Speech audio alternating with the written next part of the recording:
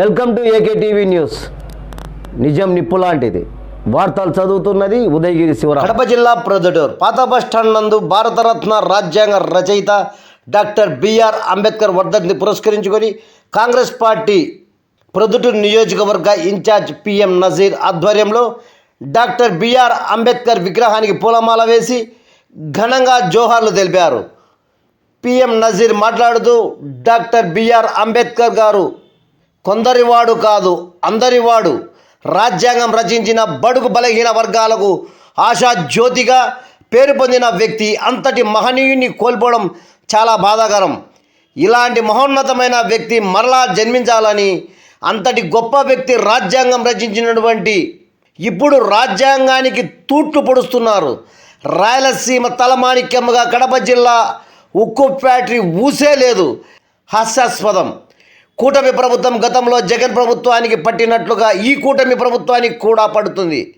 వచ్చే ఎన్నికలలో కాంగ్రెస్ పార్టీ విజయం సాధించి ప్రత్యేక హోదా, కడప ఉక్కు స్టీల్ ఫ్యాక్టరీ విభజన అంశాలన్నీ తీర్చే ఏకైక పార్టీ కాంగ్రెస్ పార్టీ అని తెలిపారు. ఈ కార్యక్రమంలో పాల్గొన్నవారు Proddatur Congress party incharge PM Nazeer, C Jilan Basha, Peerla Rasheed, కాజాపీర్, Ali Sudheer, Ravi Shekhar తదితరులు ఈ కార్యక్రమంలో పాల్గొనడం జరిగినది.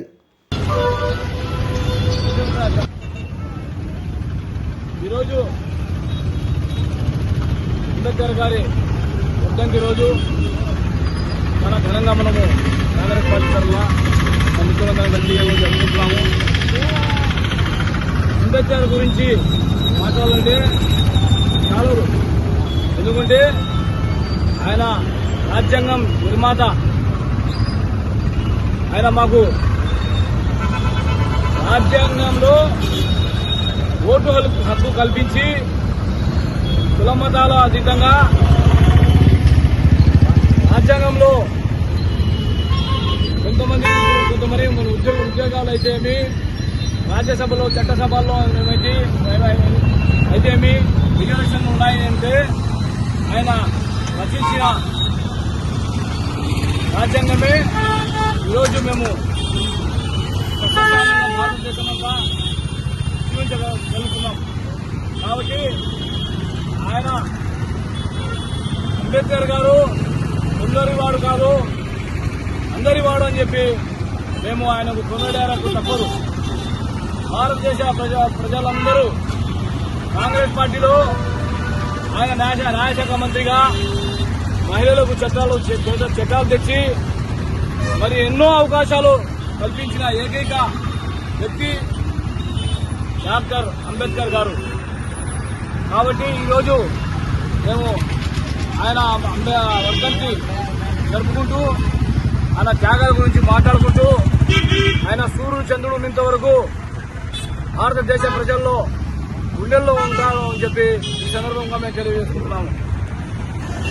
అందరికీ నమస్కారము. ఈరోజు మన బిఆర్ అంబేద్కర్ కాన్స్టిట్యూషన్ రాసిన న్యాయవాది, గొప్ప నాయకుడు. ఆయన వర్ధంతి ఈరోజు 68వ వర్ధంతి జరుపుకుంటున్నాము.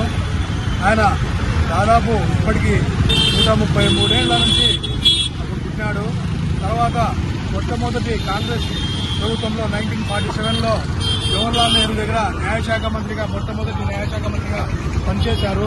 పనిచేసిన తర్వాత జవహర్లాల్ నెహ్రూ కాన్స్టిట్యూషన్ రాసేదానికి ఒక 7 మంది కమిటీని ఏర్పాటు చేయడం జరిగింది.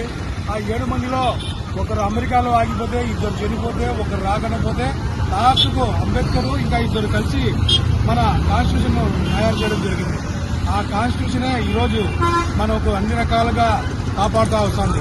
ఆ కాన్స్టిట్యూషన్ లేకుండా చేయాలని ప్రస్తుత ప్రభుత్వము దాని స్థానంలో మనధర్మశాస్త్రము అట్లాంటివన్నీ తీసుకువచ్చి రాజరికం తీసుకురావాలని ప్రయత్నిస్తుంది. కాబట్టి ఆ అంబేద్కర్ గారి ఆశయాలను నిలబెట్టాల్సిన బాధ్యత ప్రతి ఒక్కరికి ఉంది. కాబట్టి ప్రతి ఒక్కరూ అంబేద్కర్ ఆశయ సాధన కోసము పాటుపడాలని, దానికి మద్దతు తెలపాలని ఈ సందర్భంగా మీ అందరికీ తెలియజేస్తున్నాను. జై భీమ్. ఇలాంటి వార్తల కోసం చూస్తూనే ఉండండి మీ ఏకే టీవీ న్యూస్. నిజం నిప్పు లాంటిది.